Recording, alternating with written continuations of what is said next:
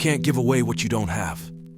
Now, it sounds ridiculous, okay? But it's more than what meets the ear as you hear this. You can't give away what you don't have. People who are not good at giving away love can't give away love because they don't have it to give away.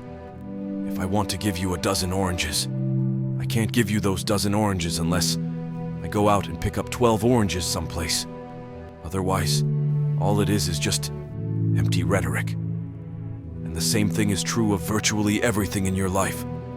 You can't give away love for others if you don't have love in here to give away. If what you have in here is contempt, if what you have in here is anger, if you have in here is fear, then these are the things you're going to be giving away in your life. Loving yourself is the most powerful thing we can do. Then everything flows. Everything flows beautifully. I'm not talking about vanity or arrogance because that is not love. That's always fear I'm talking about, just really respecting and appreciating this incredible magnificent that we are. You know, little babies know how to love themselves. You were born in pure love, all of you. There's not one little baby alive that I know of that ever criticizes its body or ever says my hips are too big. They're just thrilled and delighted that they have a body. They rejoice in it, and they love themselves. They love their toes. They love everything about themselves. They absolutely adore that they express their feelings. You know, I mean, a baby is happy. You know it when a baby is angry. The whole neighborhood knows it. They're never scared to let people know how they feel. They live in the moment, and they're filled with courage. And they're wonderful, and we were all like, I gotta remember that you were filled with courage, and you were full of love, and you adored yourself when you were very little. Have a mind that is open to everything and attached to nothing. One of the central principles of my life is that no one knows enough to be a pessimist about anything, and that each and every one of us, when we close our mind to what is possible for us, or what is possible for humanity, closes off the genius that resides and lives in each and every one of us. Having an open mind doesn't necessarily mean finding fault with all of the things that you've been taught by others. It means opening yourself up to the potentiality and the possibility that anything and everything is possible. So having a mind that is open to everything and attached to nothing really means finding within ourselves the ability to get rid of a trait that I find so common in the contemporary world. Do you know that most people that I meet spend their lives looking for occasions to be offended?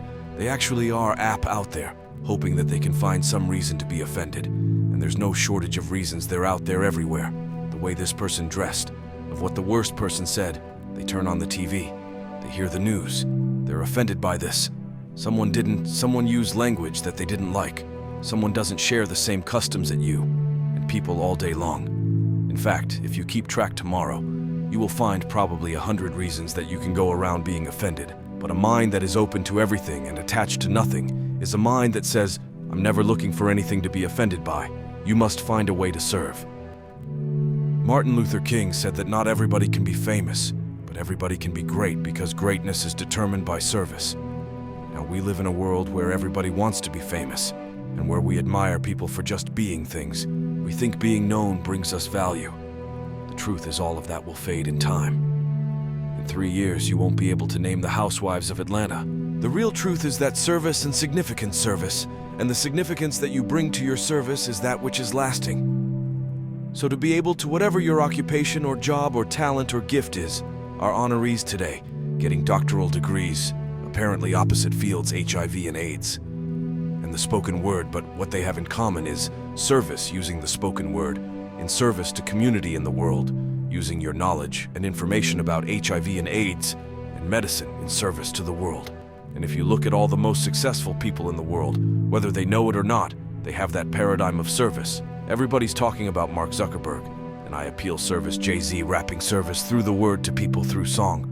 For many years, I was really just happy to be on TV, and people would stop and say, oh, he won't TV again on TV. I like being on TV, it's a nice job. And it was about the time that I received my honorary doctorate from Spelman, around 1993, so I don't know if that had something to do. That I thought of myself as doctor, then I went back, and I took a long look at what it was I was doing on TV and made a decision that I was no longer going to just be on TV, but I was going to use TV as a platform as a force for good and not be used by TV, and I will tell you my decision to make that significant change in the way I operated on television, using television as a service, changed my career exponentially. Service medicine said service through art, using whatever it is you produce your product as a way of giving back to the world when you shift the paradigm. Whatever it is you choose to do to service, and you bring significance to that success. Well, I promise you, follow you service, and significance equals success. It's number 2. Number 3, it's so simple but so hard to do. Always do the right thing. Always be excellent. People notice. Think of how you notice. You go to Taco Bell. Somebody gives you extra napkin and some sauce. You notice you want to go back to that person because even at Taco Bell, excellence shows itself. Be excellence. Let excellence be your brand. Everybody talks about building a brand. I never even knew what that was when people say you're a brand. I would say no. I'm just Oprah. What I recognize now is that my choice to it. Every way and every example and every experience to do the right thing, an excellent thing, is what has created the brand. Years ago, I did an ad for Revlon for an ad they were doing called Unforgettable Women. What I know is that when you are excellent, become unforgettable, people remember you. You stand out. We got us of what it is. You become an unforgettable woman. And that is what we all want. We want to be unforgettable and not forgettable. So doing the right thing, even nobody knows you're doing the right thing, will always bring the right thing to you. But promise you that why? Because the third law of motion is always at work. For every action, there's an equal and opposite reaction. That is so true in all of our lives. That's what Newton said. Celian, the color purple, said it, everything you even try to do to me, already done to you. Everything you even try to do to me, already done to you. So you don't have to worry about revenge or getting back at somebody making sure they pay you. Just have to do the right thing. And the right thing will follow you even when people don't support it. You do the right thing, even when other people think it may not be. And oftentimes when you make a decision to do the right thing, immediately you're faced with doubt. Is that the right thing is? That the right decision, you always know it's the right thing. And in the end there is peace. You are rewarded by peace and knowing that you did the right thing. The most important thing I have come to know in doing the right thing and making the right choices is understanding all of you. Leaving here have the potential for enormous success. There's a price that comes with that people always like to, and they're not always happy for you. What I know for sure is that the biggest choices begin and end with you. Your internal big questions, do I want to be in my relationship to source energy to all? That is God. I'm not talking about what you believe in. God, I'm talking about your experience of that which is all life, which is divine and universal. I'm talking about the big deal, being connected and aligned with that. When you are tuned in and charged into that, whenever you feel empty and go inside yourself, and you connect to the source, and you know that all things are possible, to know that, and to choose to do the right thing in service and significance. I promise you, you will create a vessel of service for yourself first, as you have to honor yourself first.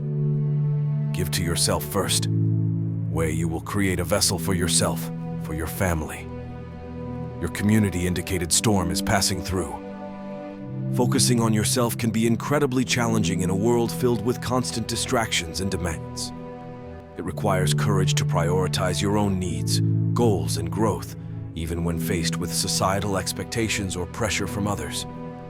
But embracing this journey of self-focus can lead to greater self-awareness, fulfillment, and a deeper sense of purpose in life. Just temporary inconveniences. Dennis, I'm in charge here. You have to tap in this suffering. Every day of your life could be of so much scarring that we have to clean up yet. And look as suffering as almost like I look at failure to succeed. You must fail in failure and in suffering. All the answers are in there. No matter what you face, no matter how bad it is going to be, when there is a challenge. And by a challenge, I mean anything in life, any challenge, anything that you're facing. The only way to overcome the challenges that you face is to start walking. Take that step every day, no matter what you are facing. Get up and start walking. If you made it this far, please like this video. Share it with someone you know that may need some motivation. Subscribe for more motivational videos.